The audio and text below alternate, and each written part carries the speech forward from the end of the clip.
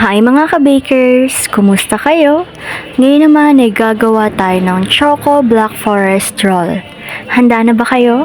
Ang mga ingredients na kailangan natin ay egg white 5 peraso, cream of tartar 1/2 teaspoon, sugar 75 grams, egg yolk 5 pieces, asukal 75 grams, mantika 1/2 cup, milk 1/2 cup, asin 1/2 teaspoon, cocoa powder 30 grams, cake flour 45 grams, baking powder 1 tablespoon, red wine 1 teaspoon, choco flavor 1 teaspoon at choco food color na 1 teaspoon. Ilagay na natin ang gatas, mantika, asukal, asin, baking powder, choco food color, cake flour at cocoa powder. Pero pag nilagay natin ito ay kailangan natin itong salain para walang buo-buo. Haluin lang natin ito ng kaunti. At kapag nahalo na ay atin ang ilalagay ang ating choco flavor. 5 egg yolk. Pagkatapos po nito ay atin na po itong haluin ng haluin para po magsama-sama na po ang mga ingredients na ating inilagay dito. Pwede na po nating ilagay ang red wine. Atin na po itong haluin dahil kukuha na rin naman po natin ang consistency na ating hinahanap. Yung malapot po at wala na pong buo-buo. At kaya naman po okay na po ito mga ka-bakers. Kaya sa ating mixer bowl ay maglagay na tayo ng 5 egg white, cream of tartar.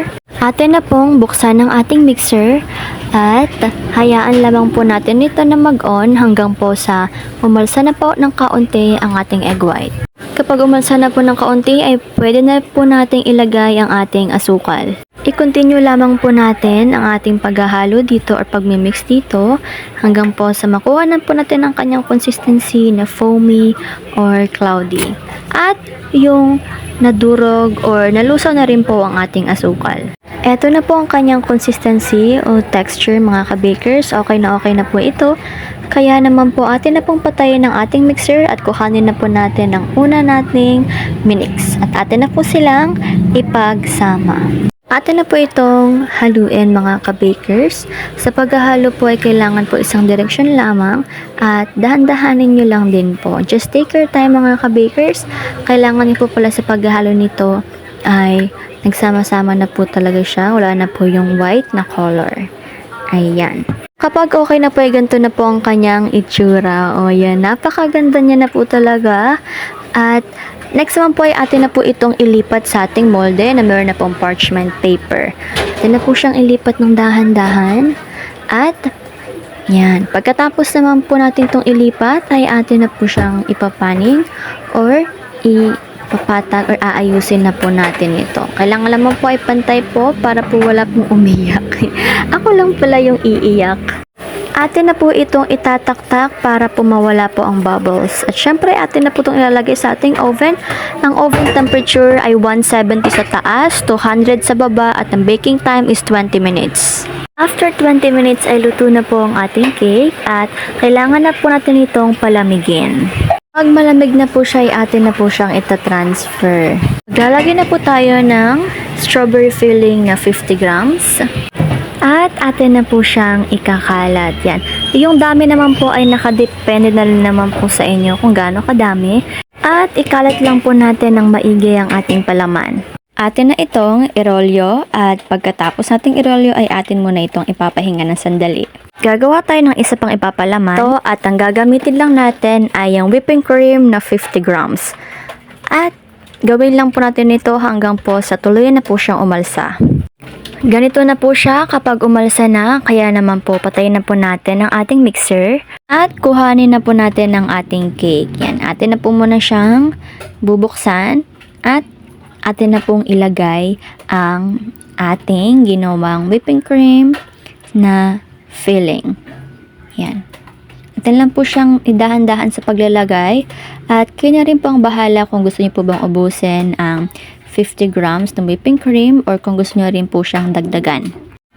Atin na po siyang irorolyo pabalik mga ka-bakers. Ayan na po ang nilagyan natin ng strawberry at whipping cream na filling.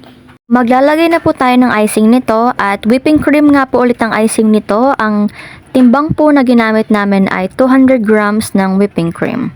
Yan. Atin na po siyang lagyan ng icing. Lagyan lang po natin yung harap, gitna, at saka po yung dalawang gilid ng ating cake. Ito na po kapag tapos na, at ngayon naman ikukuha po tayo ng ating cake comb at atin na po siyang gagawa ng design. Yan. Ganyan lang po ka-cute mga ka-bakers. Nakadepende na rin naman po sa inyo kung ano pong design ng inyong gagawin. Pero syempre, para sa atin ay atin siyang gagamitan ng cake comb. At dahil tapos na po, hahatiin na po natin ito. Ayan, hatiin na po natin sa gitna para po maging half roll po siya.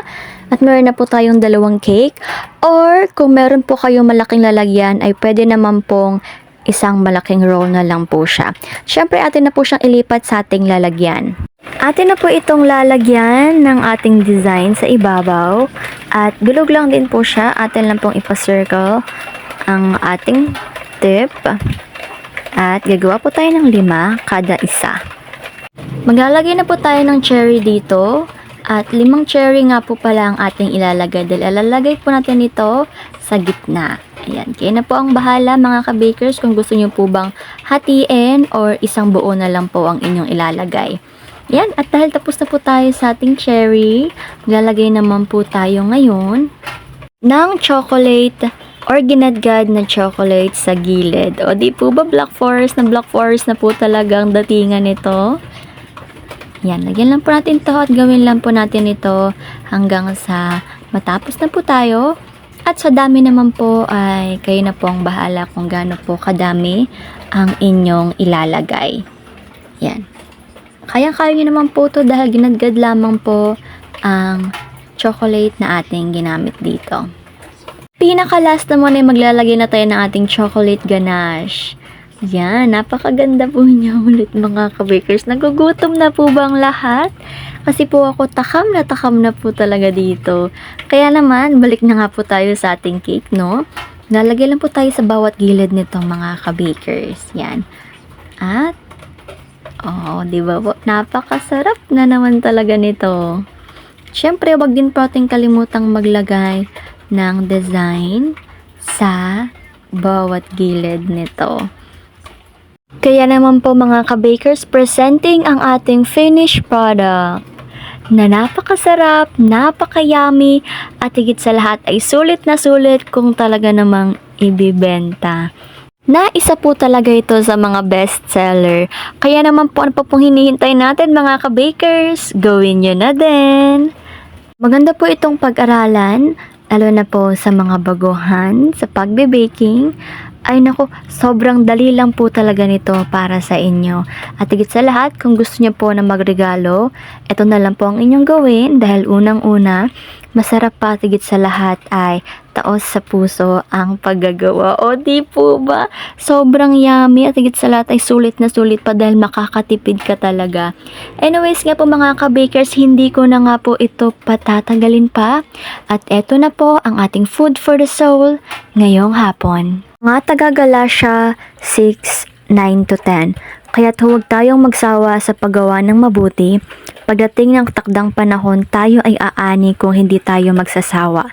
Kaya nga, sa lahat ng pagkakataon ay gumawa tayo ng mabuti sa lahat ng tao, lalo na sa mga kapatid natin sa pananampalataya. Amen mga ka-bakers! Tandaan po natin na ang pagiging bukas palad ay isang mabuting bagay dahil nag-iimpok tayo ng ating kayamanan sa langit. At ang taong nagbibigay ay hindi ang kanyang kapatid ang kanya binibigyan, kundi ay ang Panginoong Diyos. Yun lamang po, maraming salamat mga ka-bakers. Hanggang dito na lang po muna ako. Paalam muli. God bless. At take care. Naway dumating na ang Panginoon at sa kanyang pagdating ay sana tayo ay maging worthy para siya ay salubungin ng mga nakadamit na puti. Kaya naman, alam po natin na malapit na po dumating ang ating Panginoon na tagapagligtas at sana po ay isa po tayo sa kanyang mga anak na maliligtas. Kaya po wag lang po tayong magsawa sa ating pananalig sa ating Panginoon. Kung mangyari naman ito sa lalong madaling panahon, ay sana magkita-kits tayo mga kapatid. At sa lahat ng mga hindi naniniwala sa ating Panginoon, Ito na po ang tamang oras para paniwalaan siya, o kung wala man kayong pruweba, pwede niyo po dasalin ng Panginoon or Hesukristo. Kung ikaw man ay totoo, ipakita mo sa akin. At tsak na ipapakita sa inyo ng Panginoon na siya ay tunay noon, ngayon, magpakailan pa man.